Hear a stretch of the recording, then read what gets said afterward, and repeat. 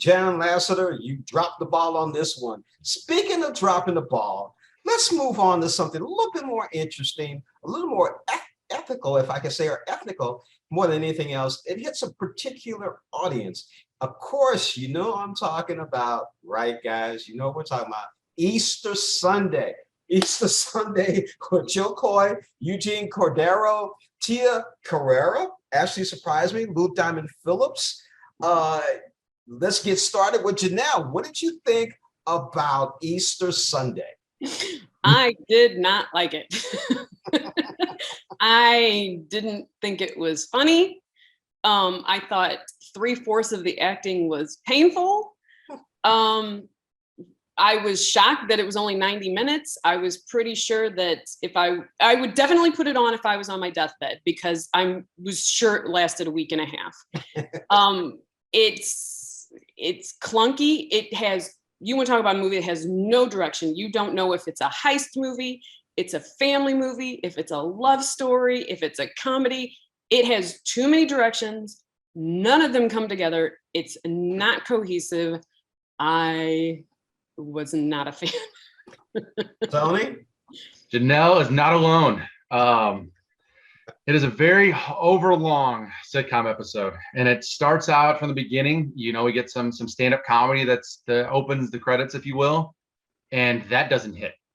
And I don't know if it was too quiet or what, but it just was flat in a very quiet theater, and I was like, oh boy, we're in for one. So you know, was I wrong? No, I was not. Jo Koy, I'm sorry, he's not a leading man.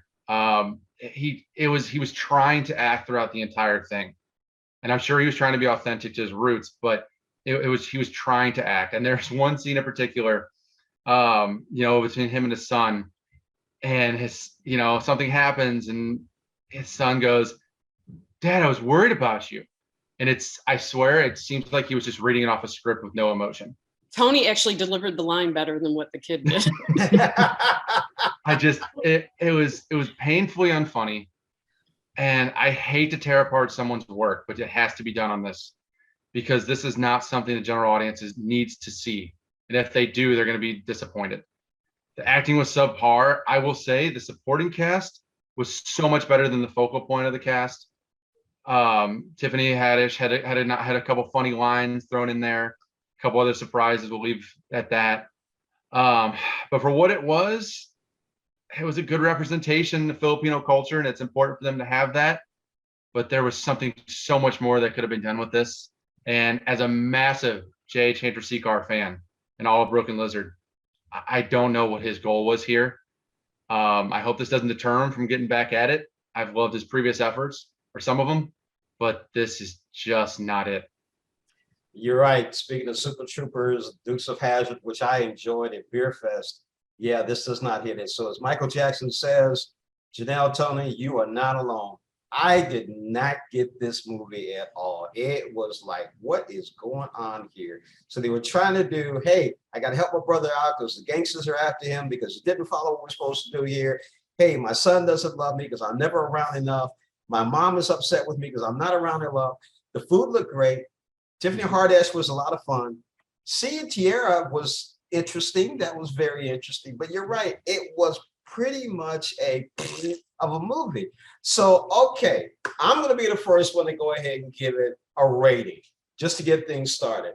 I give it maybe a 2.5 to get it started. Janelle, you're up next.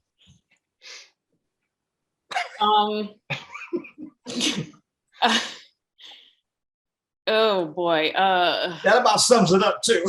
Yeah, like I honestly, I don't even think I can give it a 1. Like I'm sorry. Like, I think it's not about having different ethnicities represented. We were discussing Miss Marvel does a great job of showing you a completely different side of Americana life through another ethnicity. With a right cast, right writing, you can do it. This was not done right. I can't even. It's Tony. I went 1.5, and I'll tell you why. First of all, it tried to copycat the formula that Crazy Rich Asians did a few years ago. And look, that's what this is. It's cultural representation, and they deserve that. There's no question. But as a film, like, it's not outside of that culture. Because I'm sure, I had a Filipino friend actually reach out to me. It was like, "Hey, what do you think of it?"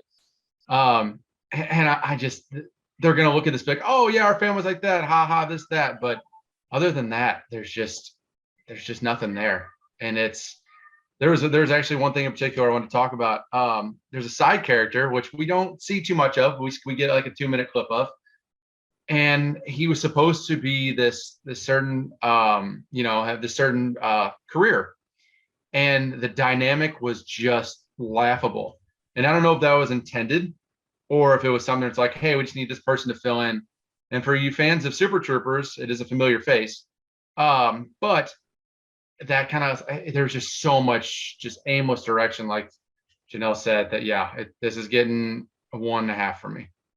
Sounds like it's a 2. That's what it sounds like. It sounds like it's a 1. Yeah, sounds like a 1. Okay. Ladies, Y'all you're gonna set me out there like that, but that's okay. That's good. It wasn't good. Okay, oh yeah, I know. We'll give it a 1.5. We'll give it a 1.5. Bottom line, we'll give it a 1.5. So Jay, you got to do a better job. Don't hire Ken Chung to write a story for you anymore.